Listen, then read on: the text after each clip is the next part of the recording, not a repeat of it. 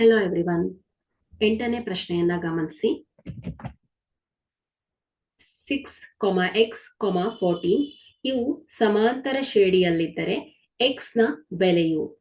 ಆಯ್ಕೆಯನ್ನ ಗಮನಿಸಿ. A 10, B 20, C 18, D 12.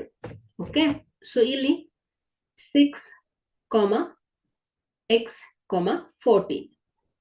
So ಇಲ್ಲಿ ನಾವು ಸಮಾಂತರ ಶ್ರೇಣಿಯಲ್ಲಿ ಯಾವುದೇ 3 ಅನುಕ್ರಮ ಪದಗಳನ್ನ ಎ, ಬಿ, ಸಿ ಆಗಿದ್ದರೆ ಸೊ ಇಲ್ಲಿ ಏನಾಗುತ್ತೆ ಮಕ್ಕಳೇ, ಅವುಗಳ ನಡುವಿನ ಸಾಮಾನ್ಯ ವ್ಯತ್ಯಾಸ ಸಮನಾಗಿರುತ್ತೆ.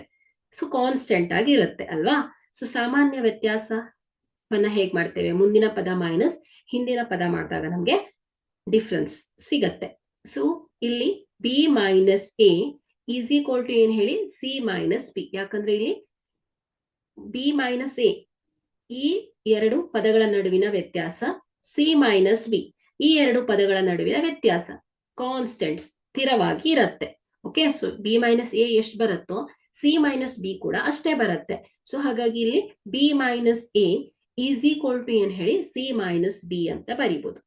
ಸೊ ಇಲ್ಲಿ ಇದನ್ನ ಸಿಂಪ್ಲಿಫೈ ಮಾಡಿದ್ರೆ ಸೊ ಇಲ್ಲಿ ಇದೇನಾಗುತ್ತೆ? B plus B is equal to ಏನಾಗುತ್ತೆ ಹೇಳಿ? ಎ ಪ್ಲಸ್ ಸಿ ಆಯ್ತು. So 2b is equal to A plus C. So B is equal to ಏನಾಗುತ್ತೆ? A plus C divided by 2 ಆಗುತ್ತೆ.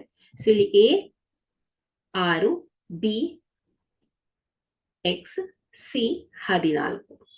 ಸೊ ಇಲ್ಲಿ X is equal to 6 plus 14 divided by 2. So X is equal to 14 plus 6 20 divided by 2. So 2 ಬಂದ್ಲೆ 2 10. So ಹಾಗಾದ್ರೆ ಇಲ್ಲಿ X ನ ಬೆಲೆ ಎಷ್ಟು ಬಂದಿದೆ ಮಕ್ಕಳೇ? 10 ಆಗಿದೆ. ಸೊ ಹಾಗಾದ್ರೆ ಇಲ್ಲಿ ಕೊಟ್ಟಿರುವಂತಹ ಆಯ್ಕೆಯಲ್ಲಿ ಎ 10 ಎಕ್ಸ್ ನ ಬೆಲೆ ಆಗಿದೆ. Thank you.